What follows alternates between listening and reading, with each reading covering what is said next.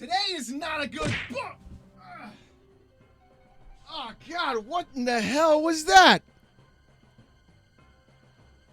Oh, come on! That's right, ladies and gentlemen. In classic Microsoft fashion, they've decided to go ahead and act like Sideshow Bob and step on a rake, because clearly, whenever Microsoft does one good thing for the consumer, they have to turn around and do everything else terrible for the entire industry that they're in. No, I'm not kidding. In fact, the other day, it turns out that 9,000 jobs were being let go in one day, with that counting for up to 4% of their entire workforce. This isn't just Xbox, this is everything under Microsoft getting cut. Which, if you want to add from the last time they did layoffs, we're looking at 15,000 total jobs being cut in literally the first half of 2025. This is going to get astronomically worse, but of course, it always tends to be that way, because the first tweet that started all of this off was in fact from Hazardor Gaming, showing this. Breaking: Microsoft/Xbox layoffs. Candy Crush is cutting 10% of its staff, or about 200 people. Other European offices, such as ZeniMax, also began informing employees that job cuts were happening. When Microsoft has to go around and cut 200 jobs from Candy Crush, that one thing that costs like $2 to operate and makes over $1 billion consistently all the time. I'm being incredibly hyperbolic. I don't know how much money they make, but I'm sure it's money hand over fist. This is not going to be good at all in any sense of the word. And the crazier part is, and you know what? It's really funny to see, because the fact that Phil Spencer followed me on Twitter not a few days ago is going to be really funny to watch how fast I get hit with the unfollow and the block right behind it after this video. Because shortly after, this was Phil Spencer's email to the Microsoft corporate team. Today, we are sharing decisions that will impact colleagues across our organization to position gaming for enduring success and allow us to focus on strategic growth areas. We will end to decrease work in certain areas of the business and follow Microsoft's lead in removing layers of management to increase agility and effectiveness.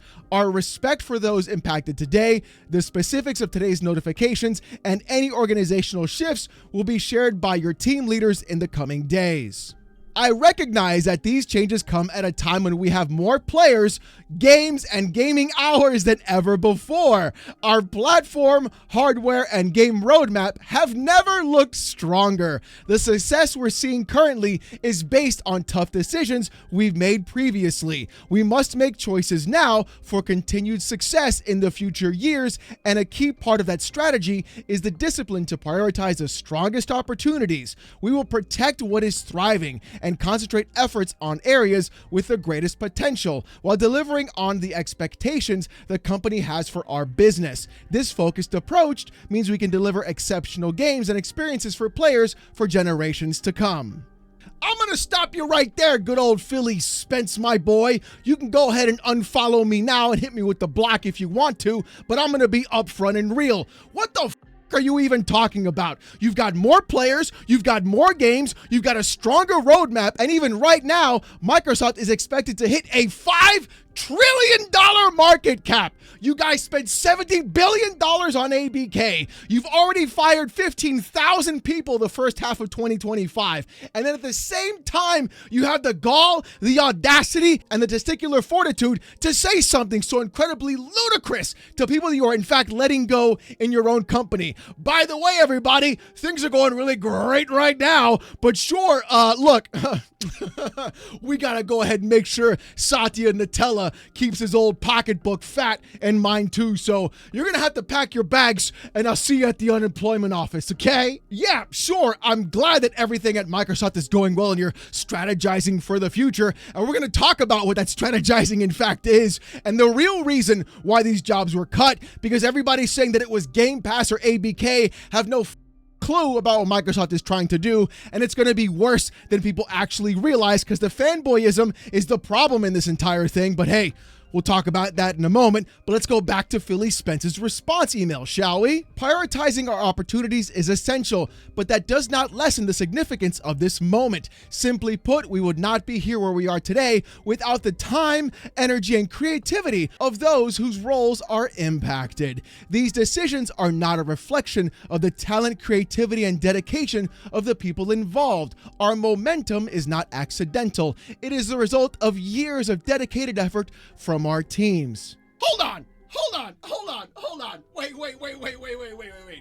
Thank you, everybody, for putting in long work hours, working many overtime, going through and sacrificing your own lives for the betterment of the company. We appreciate you getting us to 3 trillion. Now we're on the road to 5 trillion. And the easiest way for us to hit that is to slash 9,000 of you out of the window and out of the way, because clearly you're nothing more than just a number to us. I just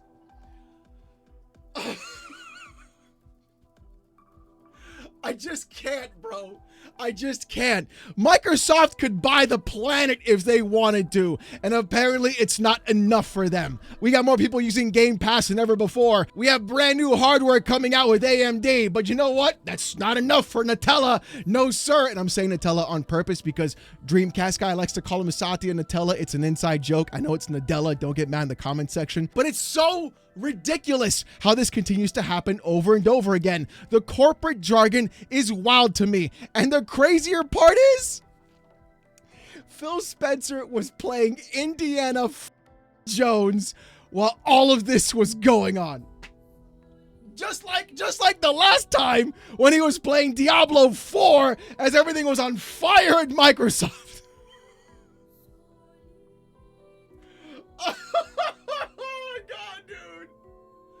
Oh my God, dude. I really can't. And he continues that letter by saying things like, well, if you want to go ahead and reapply, you can go ahead and go through that, which makes no sense either, because if you're firing the person, why would they reapply for another position? Why not just move them to that other position in the actual studio or company that you guys have? It's just, it's mind-numbing to me how corporations act like this on a consistent basis. But let's take a look at some of the damage that we caught, because clearly, even as I'm making this video, more layoffs are still in fact happening. But this is the worst of the bunch. It turns out that Rare Studios has been hit with layoffs, and Everwild has also been canceled. Look, I'm going to be real about this. There are a lot of games that were sitting there with nothing being shown for 7+ years. But the fact that nobody pulled the plug on this game from the very beginning earlier on goes to show that, hey, maybe the problem at Microsoft isn't the people who they're firing. Maybe the problem is that the leadership doesn't know what the is going on in the company. Because it gets worse again, as Bloomberg reports that Turn 10 Studios were hit with layoffs of 50% of its staff. You know Turn 10? Yeah, you know that Forza game that hit PC with some of the worst optimization I've ever seen? That Forza game that everybody talked about, oh, the tires, and we'll make everything flow together with ray tracing. Yeah, that 50% gone. You know, they could have put time and effort to fix the game, but they didn't do any of that at all. They just decided, you know what, we're just gonna move on to the next one. Just can all of them there. They're gone too. Here's my personal favorite. Remember Microsoft's quadruple A studio taking a good old page out of the Ubisoft playbook, or Ubisoft? Yeah, Microsoft is now closing down their quadruple A studio initiative, and they've canceled Perfect Dark. The one game that actually looked good when they showed it, you were like, hey, shit, man. Another Deus Ex? I'm down for this. An immersive sim, pure spy and futuristic elements? Hell yeah, brother. I'm ready for that. No, they're going to shut that down, and they're going to shut down the initiative which they made and they built up on their own and spent all that money to make the game quadruple A and then pull that together. And it gets worse because the rumor going around is that the gameplay shown by Perfect Dark, it wasn't even real. According to this poster on Reset Era, Imran, this is what they had to say. Oh, now that Perfect Dark has been canceled, I can freely say that the public showing last year was largely bunk. None of that was gameplay, and all CD has been doing on the game is making exciting vertical slices with little to no foundation. Hold on. Wait. No. You're telling me that for years, for years in development. Crystal Dynamics and the Initiative weren't even making a game. They were just faking it till they made it at the very end and just showcasing vertical slice it. If that's true, I'm gonna need Gene Park to get his ass up and head on over to everybody in that studio. And I want the full breakdown report of what happened there, because that is insane to me that would happen in the first place. I can't.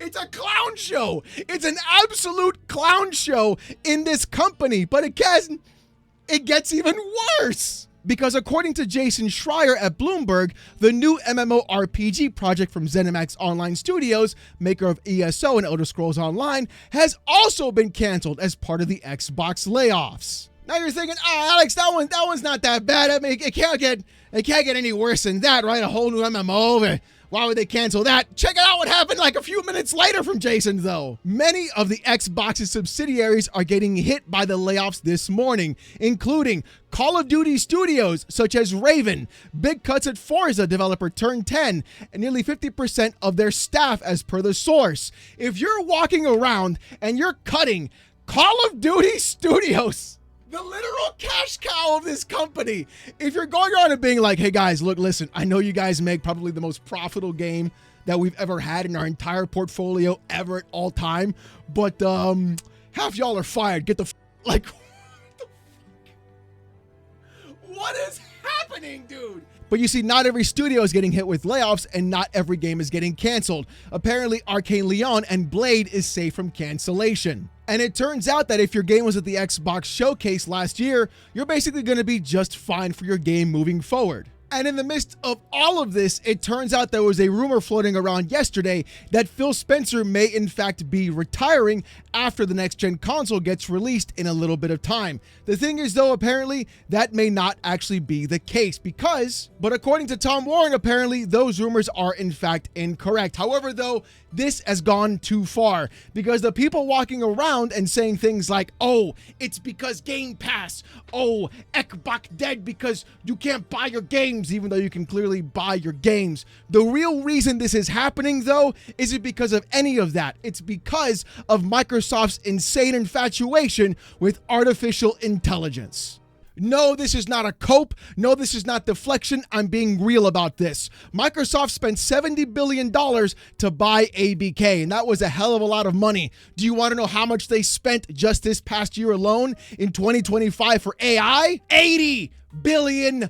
That's right. So they spent over $150 billion in just pissed it all away completely. In fact, here's an article that came out earlier this year saying this: Microsoft reiterates its plan to invest $80 billion in AI, but may adjust our infrastructure in some areas. When they talk about adjusting infrastructure, this is what they mean. You see, the Seattle Times caught wind of this earlier this morning, posting this article here saying Microsoft is about to lay off 9,000 employees in its latest round. Yet later on down in the article, this paragraph makes things incredibly clear. As Microsoft cuts corporate ranks, the company is investing heavily in artificial intelligence. Microsoft's push into AI doesn't mean the company is replacing workers with the technology. Rather, the significant cost of building out the infrastructure over multiple years has Microsoft looking to trim costs where it can. During the company's 2025 fiscal year, which ends on Monday,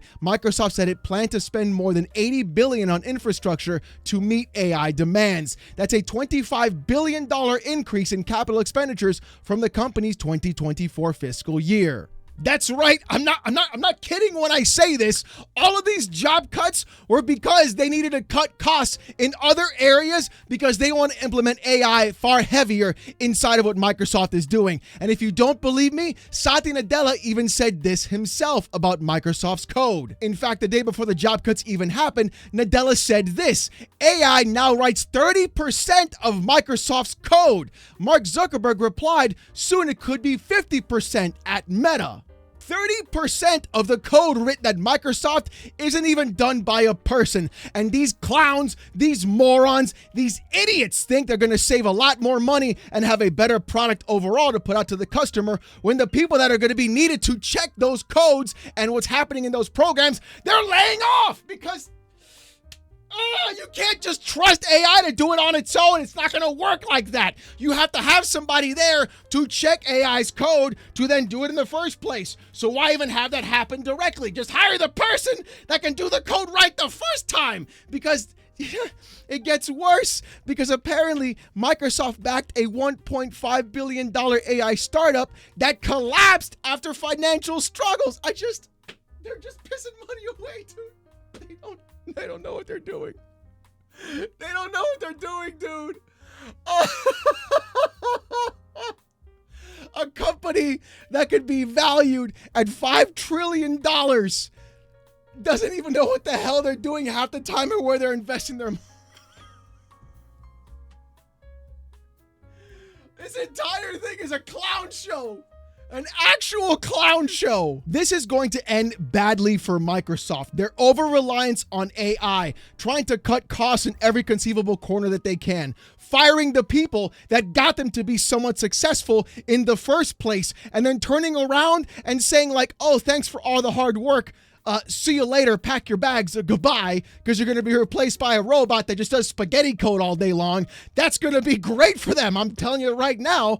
The thing is, though, that Microsoft can't keep doing this. They are literally going around and trying to replace all of their internal workers with AI. I don't care what they have to say. And other companies in the tech sector are going to do the exact same thing. You're going to see more layoffs happen over time throughout tech specifically because of the infrastructure and the intensity companies want to use AI for that replacement. I talked about this before as Microsoft was trying to use AI to recreate video games, and people got mad at me when I brought it up. And I'm someone who uses AI a lot of the time, actually. I use it to help in my YouTube content, for my thumbnails and etc. But again, I'm one guy with a YouTube channel. We're talking about a $3 trillion company, soon to be evaluated at a $5 trillion company, unable to go ahead and manage their own finances to do that on their own directly. And